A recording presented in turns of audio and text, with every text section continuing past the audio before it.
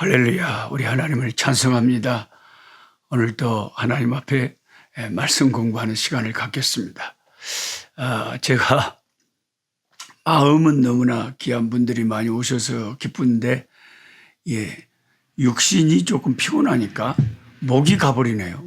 목이 가버려갖고 같이 성경 공부하는데 조금 여러분들이 불편하실 수도 있겠다 싶은데 그렇게 이해해 주시기 바랍니다. 지금 한국에서 22분의 귀한 참 하나님의 사자들이 오셔서 선교지에서 함께 기도하고 함께 이렇게 교제하기 때문에 제가 조금 육신적으로는 입안이 헐 정도로 조금 피곤하고 힘들지만 마음과 영혼은 너무 감사하고 너무 즐거워요. 여러분 그걸 이해하시리라고 생각합니다. 오늘 2023년 1월 22일 하나님께 경배 드리는 주일날입니다. 오늘 출애굽기 22장에서 24장의 말씀을 공부하겠습니다. 한국은 시방 명절 무슨 분위기가 있어서 아마 우리 많은 분들이 또 분주하실 거라고 생각합니다. 특별히 오늘 출애굽기 24장을 중심으로 하나님과 이스라엘 나라 간의 언약을 체결하는 예식이 진행되고 있습니다. 우리가 결혼 예식도 치르잖아요. 결혼 예식. 이번에 한국에서 갑북화 이사장님과 우리 신학교 이사 회원들과 또 많은 분들이 오셔서 공식적으로 이 선교센터를 하나님께 헌당하고 하나님께 드리고 오픈하고 감사하는 이런 예배를 드림으로 말미암아 이제 본격적으로 이런 사역들이 시작을 할 수가 있는 거죠. 개인이나 단체나 한 나라나 하나님은 그 언약을 체결하시면 그 예식을 또 그 의식을 꼭 치릅니다. 하나님이 계시는 시내산 그 주변에 지금 하나님의 말씀과 율례가 그 아래에서 하나님이 임재하시는 시내산 아래에서 모세에 의하여 백성들에게 주 하나님의 말씀이 낭독이 됩니다. 그 예식 가운데요.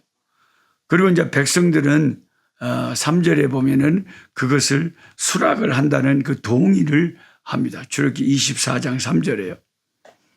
마치 신랑 신부가 서로 서로 맹세하고 다짐하는 것처럼 다음 날 12지파를 상징하는 12기둥을 세우고 번제와 화목 제물을 드림으로써 이제 하나님과 그 이스라엘 백성의 지파들 사이와 또 그 이스라엘과 이 법적 관계가 정식으로 수립이 되는 거죠. 그게 4절 5절. 언약서가 낭독이 된 후 모세가 이제 그 다음에 뭘 하냐면 피를 취합니다. 피를 취해가지고 이제 그 희생 제물의 피죠. 하나님의 임재를 상징하는 단, 제단이죠. 그 단에 피를 뿌리고요. 또 반은 백성에게 뿌림으로써 이제 백성에게 그 피를 뿌리고 하나님을 상징하는 단에 그 피를 뿌립니다. 그래서 언약이 그래서 완성이 된다. 백성과 하나님 사이의 언약이 완성된다. 이게 6절에서 8절입니다. 하나님은 이미 한 장 전에 23장에 20절 33절에서 이 율법을 지키는 자에게 하나님이 복을 약속하셨고 이제 24장에는 정식으로 언약 예식을 치르고 계십니다. 그 언약 예식 가운데 제일 처음에 하신 일이 1절에서 2절을 보면 하나님이 백성의 대표를 부르십니다. 하나님은 백성의 대표하고 그 예식을 이제 성대하게 치르는 거죠. 하나님은 사람들과 교통할 때 그 사람의 중요성에 따라서 성결의 정도에 따라서 조금 그 거리를 멀리 하거나 아니면 더 가까이 하심을 성경을 통해서 우리가 볼 수가 있습니다. 그래서 일반 백성들은 하나님이 임재하고 계신 신의 산에 절대로 발을 내디디면 안 됩니다. 그래서 죽습니다. 죽어요. 일반 백성들은 산에 오르지도 못하게 했습니다. 나답과 아비후와 장로 70인들, 이런 지도자들은 산까지는 올라왔어요. 산에 발을 딛고 올라왔지만 멀리서 하나님을 경배하게 했고, 모세만 유일하게 딱 한 사람 산 꼭대기까지 올라갔고 하나님과 대화를 했습니다. 이런 장면이 다 출애굽기에 나와 있다는 거죠. 이런 장면을 읽으면서 저는 하나님이 이런 분이시기 때문에 하늘나라에 가서 우리가 살 때도, 또 주님이 천년왕국을 이루시고 우리를 다스릴 때도 모두가 다 똑같은 하나님과의 보좌의 위치에서 우리의 처소가 있는 것은 아닐 거다, 그런 생각합니다. 먼저는 24 장로들이 하나님의 보좌에 가장 가까이 있고, 내 생물들이 가장 가까이 있고, 주님을 찬양하는 그 스랍들이 주님 보좌에 가장 가까이 있고, 그 다음에 순교자들의 그 참 자리와 그 후로 우리같이 참 부족한 우리들의 자리가 있지 않을까, 그런 생각을 합니다. 여러분이 만약에 대통령 취임식에 초대를 받았다고 합시다. 우리 한국에도 대통령 취임식을 하면 수만 명이 그 식에 초대를 받잖아요. 근데 그 자리가 내 맘대로 가서 앉는 게 아니다. 중요한 사람들은 더 가까이 앉겠죠. 보통 사람들은 더 멀리 앉겠죠. 네. 신약 성경 마태복음 26장 36절에 39절을 보면 예수님의 12제자가 있어요. 근데 12제자 중에서 9명의 제자와 3명의 제자가 머무는 곳이 달랐고, 그리고 예수님만 홀로 올라가 기도한 장소가 달랐습니다.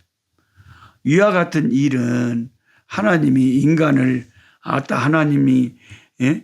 인간을 사람 차별 대우하신다, 이렇게 생각하시면 안 됩니다.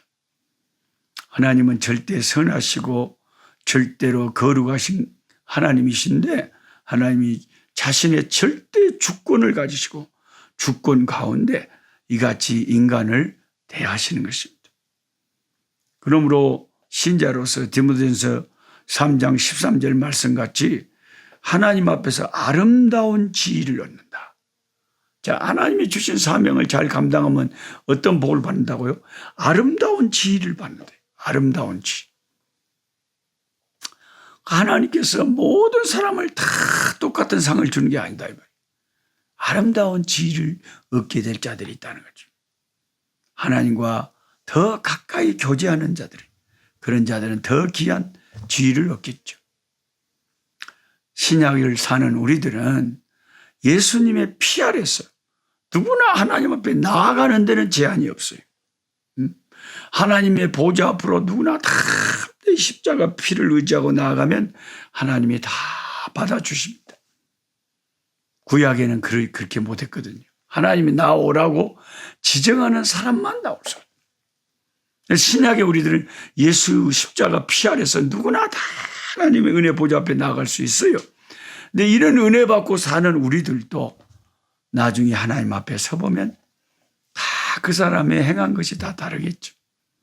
그런 걸 생각하면 저도 참 가슴이 아프고, 하나님 앞에 불충한 것이 죄송하고 회개하고 항복하고, 주님 앞에 충성. 여러분 주변에 보면 이번에 방문하신 분들도 마찬가지입니다만 얼마나 존경스러운 분들이 많은지 몰라요. 존경스러운 장로님들, 존경스러운 권사님들, 존경스러운 목사님들, 참 충성된 종들이 진짜 많아요. 진짜 많아요. 예. 우리가 그런 분들을 보면서 참 뭔가 도전을 받고, 우리도 열심히 신앙의 경주를 열심히 뛰어가야 되겠다, 그런 생각을 해야 된다는 것입니다. 이제 언약이 체결되고 의식이 진행되는 것이 3절에서 8절에 계속 나왔는데, 모세가 여호와의 산에서 내려와 여호와의 모든 말씀과 그 모든 율례를 백성에게 고하매 그들이 한 소리로 응답하여 가로되 여호와의 명하신 모든 말씀을 우리가 다 준행하리이다 라고 응답을 함으로써 하나님과 이스라엘 백성과의 계약의 동의가 이루어집니다. 우리가 계약서를 쓰면 서로 동의가 돼야 돼. 서로 사인이 딱 오케이. 이때 모세는 여호와의 모든 말씀을 기록을 했다 그래요. 기록을. 하나님의 모든 계약을 문서화시키고 성문화시키고 하나님의 영광과 임재를 위하여 단을 쌓고 이스라엘을 대표하는 12기둥을 또 세웠어요. 이스라엘 청년들로 소를 잡아 번제와 화목제를 하나님 앞에 드렸습니다. 그리고 단에 뿌리고 백성들에게 뿌렸다 그랬죠. 그 피를. 이것은 우리 주 예수 그리스도가 십자가에서 달려 그의 백성들을 위해서 피를 흘려서 우리를 구속하실 것을 미리 다 보여주신 것입니다. 예수 그리스도의 피가 하나님을 믿는 백성들 우리들을 깨끗하게 하는 그런 것을 이미 구약의 의식들을 통해서 수없이 보여줍니다. 그리고 성결의 의식이 있기 전에는 아까 말씀드린 것처럼 백성들이 하나님께 가까이 오는 것을 금지시켰으나 그랬죠. 산에 못 오게 했죠. 모세만 오라 그랬죠. 그런데 그 성경을 자세히 읽어보면 그 의식이 끝난 후에 모세와 아론과 74인이 그 지도자들이 산에 올라 하나님을 보고 먹고 마셨더라. 11절에 그렇게 되어 있습니다. 많이 달라졌죠. 여기서 그들은 하나님의 영광을 보고라고 말합니다. 근데 성경을 잘 아시는 분들은 아이고 선교사님 하나님의 얼굴을 보고 살 자가 없다고 다른 성경에 기록되어 있는데 또 하나님은 볼 수 없는 분이라고 성경에 소개되어 있는데 어떻게 거기서 하나님의 영광을 봤답니까? 그분들이 본 하나님의 영광은 하나님의 형상보다는 하나님의 천사의 형상이었거나 하나님의 보좌 발 아래 청옥을 편듯한 그런 영광을 보았다 하는 뜻으로 우리는 이해를 하고 있습니다. 하나님은 존귀한 자들에게 손을 대지 않았다고 11절에 말씀하셨는데 곧 예수님의 피로 씻음받은 우리는 하나님 앞에 존귀한 자들이고 예수의 피 아래에 있는 자들은 하나님이 절대로 그들을 심판하지 않고 지옥에 내쫓을 심판을 하시지 않는다. 우리 성도들이 이것은 앞으로 받을 축복을 말하는 거죠.